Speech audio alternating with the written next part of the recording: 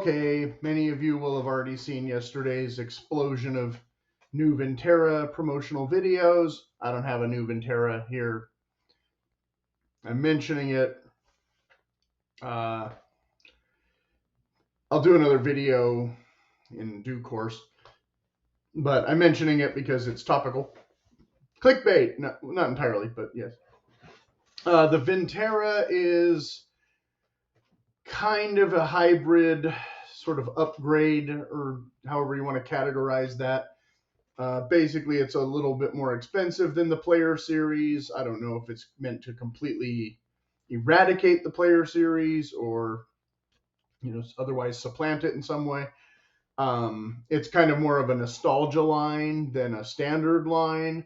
So I imagine they'll do something else with the Player Series, either a new, because they already did Player Plus as kind of a special edition thing. But a lot of people seem to, I guess there's like two camps. There's the people who just complain about the Players as not being a good of wood and this and that. And then the other people who say it doesn't matter, it's still a great mod platform. This video is not taking sides on either of that, but I am talking about guitar mods today.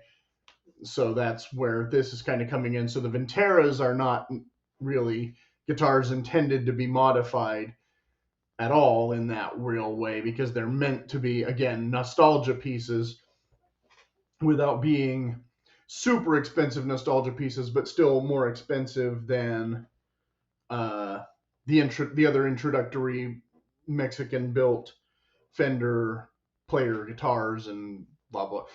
So these are all an upgrade from the Squiers. Now, what I have here is a Squier that is kind of a throwback edition. It's, in a sense, because it's got the big 70s headstock and the surf era kind of pickguard and all that. In a previous video, okay, I don't know what all the, side note, I don't know what all the YouTube rules are about copyright. Like, I see people doing guitar covers of complete songs all the time, whereas other people are talking about how they can't do the whole riff because they don't want to get, I don't know if it's just demonetized or if they get their video completely removed. I've seen some like reaction things where they've chopped up so much that you can't even hardly recognize what they're even watching in the first place in some cases, and in others you get the gist. So this next clip, when I get to it, used to have music at the end, but for infringement reasons or whatever, I've trimmed that off. And you can hear me playing this guitar a little bit more in that Mastering Jazz video. If you're one of the lucky few who watched that one already, you'll wonder why maybe the guitar doesn't sound exactly like the Squier that you recognize.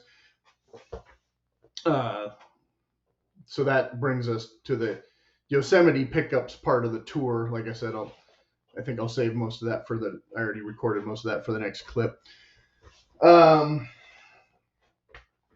So we're not comparing this head to head with a Vintera at all either. I think I mentioned in the other video that I had the frets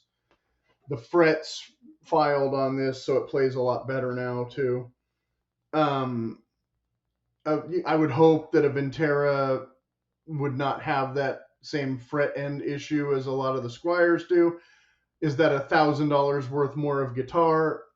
No, that's like $100 job at a guitar store. Like, not quite. There's hopefully some other upgrades and things. Tone pots and pickups and whatnot are hopefully a lot better than what you get for half or less than half of the price for a Squier. Although I imagine, apart from looks, for the price, it still should be fairly comparable to, again, an entry-level player guitar. I think you're paying a little bit more for cosmetics and nostalgia, unfortunately. But I can't say that for sure because, again, I don't have the Vinteras here, and I don't have the player one here to do my own head-to-head. I have, for today's purposes, the Squier with the new pickups. And these were supposed to be that kind of parchment color, but instead they came in white. and I actually bought knobs to match the parchment color, and the guy had already put white ones back on here, and this switch is new. I didn't think it needed a new switch. I think I talk about this in the next clip, so I'm going to be redundant in some parts. Blah blah blah. Anyway, but I can.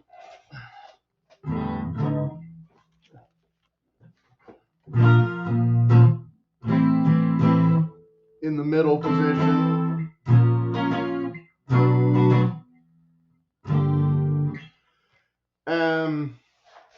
I don't remember what pseudo song I was playing in that other part. Or my train of thought just left the station. It happens.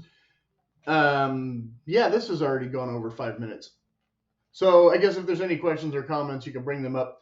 And again, like I said, I will be doing a Vintera video follow-up to this to some degree.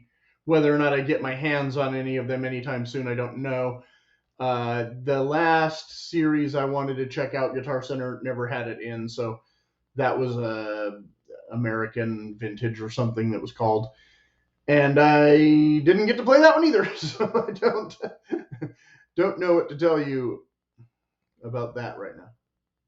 Okay, this one keeps getting neglected because I had the pickups done last month, and then this morning when I went to play it, I put it on, and this switch or this chord started doing some weird noise, so it better not be the switch, because that shouldn't need to be replaced or fixed or whatever yet.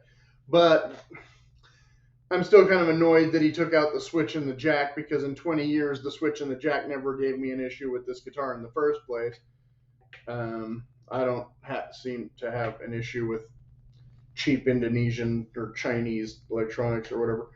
But the tone pots and whatnot had to be redone to put in the new pickups, or should be anyway. And so he said, well, then it stands to reason we should do that. And at the same time, I got the fretboard filed, which does feel a lot way better.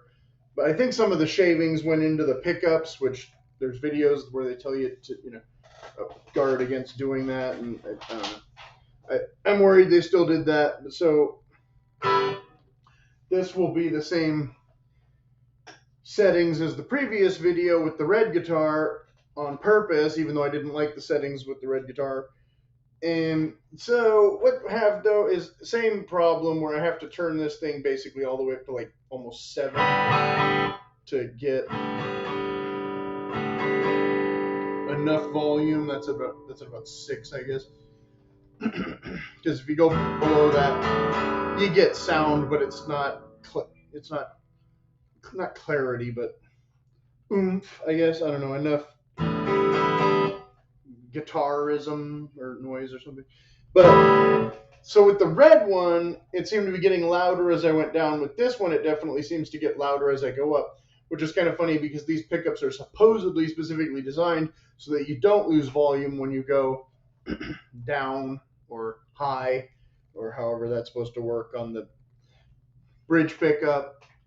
But again, on this the cheapo guitar, as I've been calling it, does not have a little pushy pull switch like the professional ones, so you can't engage the thing. It's just a regular Stratocaster, but with really expensive pickups now, so it won't have that same Squier, pickup noise. So that's middle position. And there's neck position, jazzy position. So let's start at the top. Top, middle, total middle, jazzy below middle, and bridge. So obviously, again,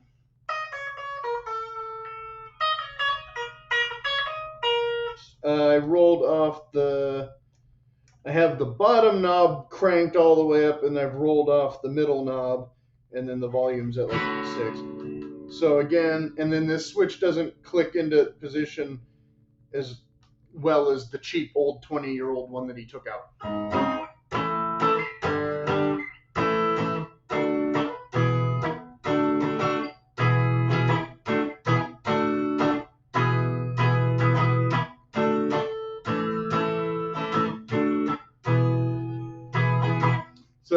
not a lot of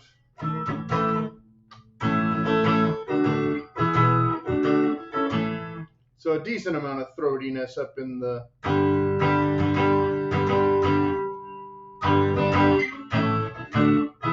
again, some of this might be the amplifier and how well this is coming through that crappy microphone and through the speakers. I don't know until I play it back after I post it, and so I've hardly even played, even though I've talked for 4 minutes. So it again sounds better on the other amplifier.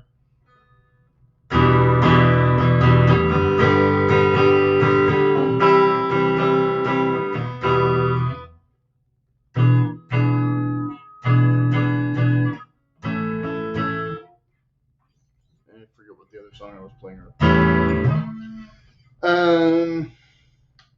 So, but then yeah, I forgot.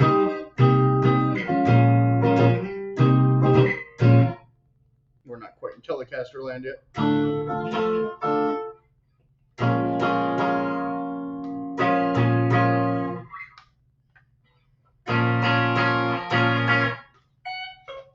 That.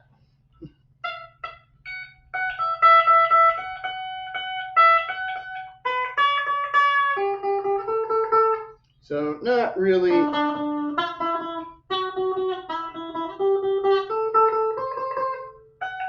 the most pleasing high notes there.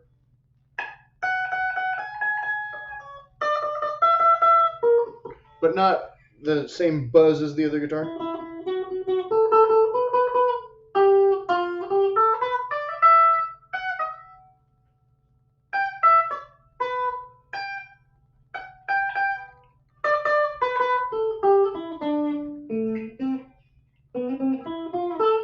Again, me not being someone who does a lot of screaming leads anyway.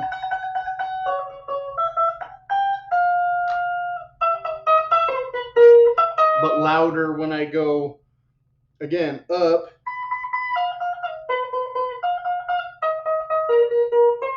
So, still getting, I don't know. Whatever I'm supposed to learn from all this.